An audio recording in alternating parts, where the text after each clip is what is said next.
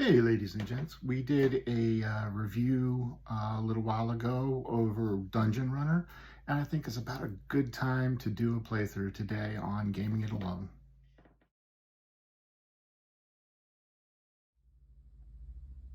So as I mentioned in the review video, Dungeonrunner is a single deck dungeon game and takes you through a dungeon delve in a single deck, and each game has multiple quests. The downside that I had mentioned is that the quests are all located in a PDF. So you have to know which deck you've opened, which in this case is A1, and find the deck. It's A2 and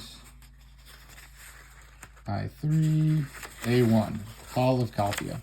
Now, with this hero, I've already played the first quest, and I took him off to a different deck to play a second quest. So now we're on Beastfall. What I need to do, it says every month of the village of Plumpot must call the animal population lest they be overrun by Calphia's creatures. The villagers have their own share of hunters, but their numbers dwindle slowly.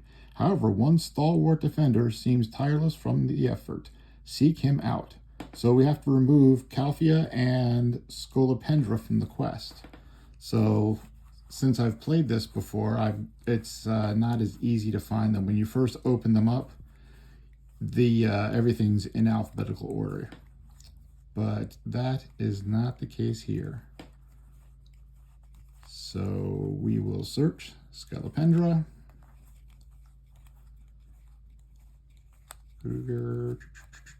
Calphia, there we go. So we removed them from the deck completely. And then we placed the Beastfall Defender and Village of Plumpot in the top deck. So Beastfall Defender and Village of Plumpot. Beastfall Defender.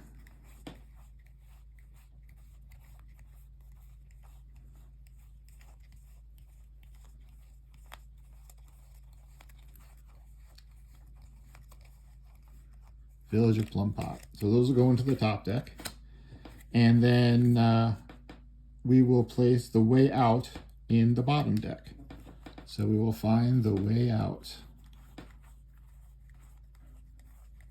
And then that'll actually be the quest, is to find the Way Out. And that will go into the bottom deck. If the hero can find the way out, the quest is complete. Success of the quest is determined by the total levels of animals currently in limbo or oblivion at the end of the adventure.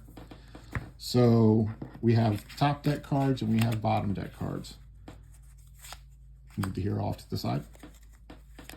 Shuffle the deck. And as I mentioned in the review video, the reason I don't have sleeves on this is because the sleeves cards won't fit into the tuck boxes.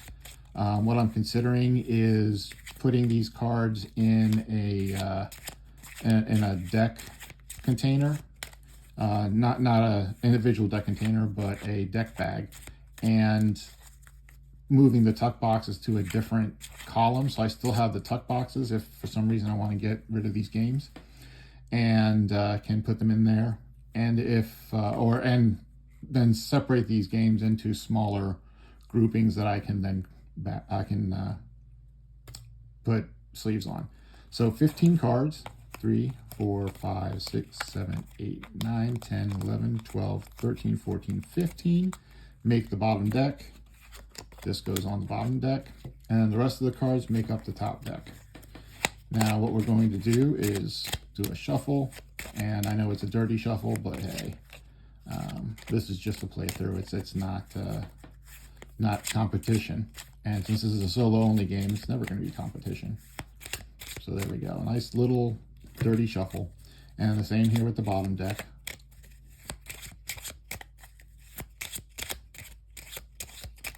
All right. So the rules say that you should turn your bottom deck and put your top deck like this.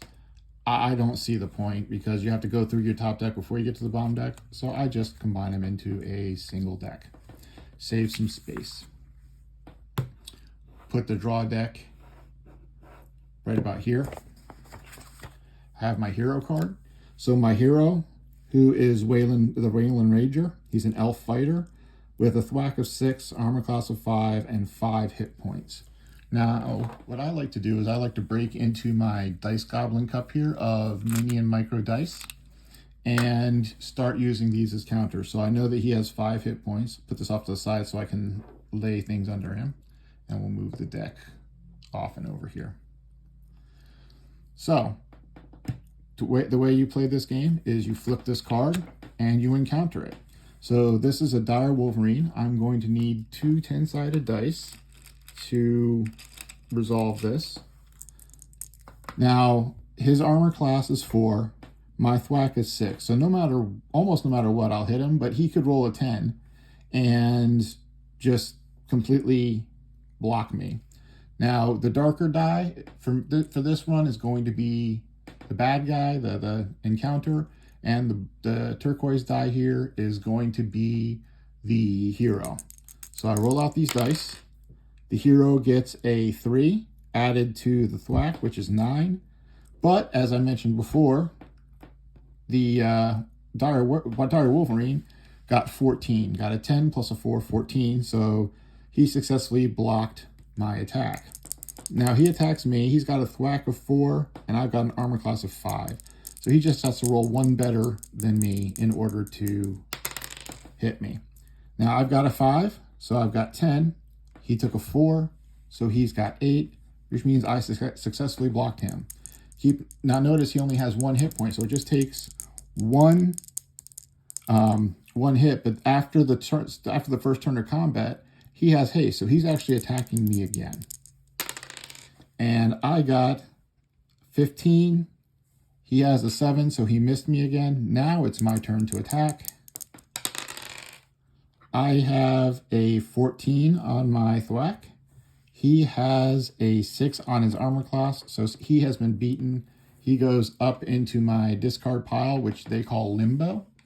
You have 2 discard piles potentially. Limbo is your standard discard pile, and Oblivion are cards that are taken out of the game. So we'll move the discard pile here in case I need to do Oblivion.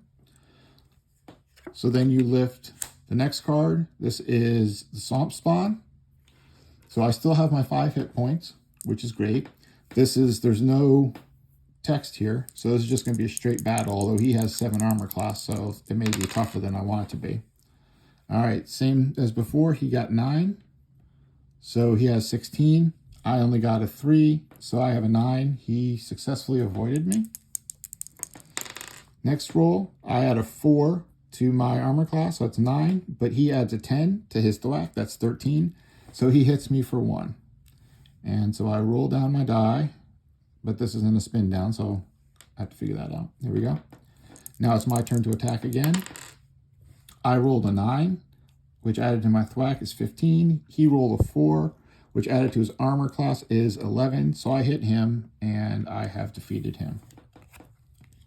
But he did take a hit point away, so that's kind of a bummer. And now we're fighting a black bear. This one has 2 hit points, so I will just break out another die. In this case, since it's the one I happen to grab, it'll be an 8-sided die. 2 hit points. And he's got a thwack of 6, armor class of 5. You always have initiative first as the player, unless something has happened. And the hero must make either a wisdom or an agility check. If passed, then you can pass the black bear. My wisdom is wit 5, and my agility is 9. So you need to roll underneath those in order to make it. So I'm going to choose the agility check. And I rolled a 5, so I can actually pass by the black bear. I don't have to worry about him. That's nice. Next card, wow, I'm getting a lot of creatures in a row, is a swamp giant with 2 hit points. And again, I happen to have a 8-sided die to hand. 2 hit points with a 4 armor class and a 6 thwack. I attack. He adds a 10 to his armor class, so it's 14. I add a 6 to my thwack, so it's 12. He successfully dodged. Now he's attacking me. He has a 6 to begin with. I add 3 to my armor class, that's 8. He adds 10. So boom, I got hit again. Let me find the 3 here. And now it's my attack. I add 8 to my thwack, which gives me 14. He adds 10 to his armor class, which is 14. So it would be, it's meet or beat. So he would take 1 damage, takes him down to 1. But it's his attack again, and he has that massive thwack, so I need to have a good roll, which I did not get. My armor class is 7. He has a 9 thwack, so he knocks me down to 2. And I attack him again. He comes up with a 10, so 14 for his armor class. I only add 2 to my thwack, so it's 8. He successfully dodged. Next roll, he adds a 10 to his thwack, so 16. I had a 9, so 15. He hits me, and this may be the fastest game of Dungeonrunner I've ever played. All right, so he has a 9, so 13. I have a 1, so 7. He moved out of the way again. Boy, this guy's pretty agile for a big fella. Let's see. Oh, this is good. Oh, maybe not. I rolled 2 10s. So armor class, that's going to be 15. His thwack is 16, and my hero just died. So, boy, that was a quick playthrough, but gives you a great idea of how Dungeonrunner works. Just out of curiosity, yeah, I'm getting a lot of creatures at once. So I guess that dirty shuffle didn't work out so well for me. But this would be an item. So if you draw an item, these creatures say we defeated them. Draw an item, your character gets it. There's nothing that you have to do to get it. You don't have to go through any encounter or anything. You just get it, and you decide whether you want to arm it or put it in the backpack. If you put it in the backpack, you have up to 7 items that you can keep in your backpack and 1 item that is armed. So for instance, there are health potions. There are 2 different health potions in the deck. You have weapons and a couple of other types of potions. So let's see, yeah, more creatures. Another bag of gold. So this is a little bit better. Skeletal remains, which is an event, and you run through what the event is. There we go. That's what I needed, the potion of healing, and unfortunately, it was about 8 cards too far in for me to get it. So that is Dungeonrunner in a nutshell. Feel free to comment, like, and save, and I'll talk to you all soon.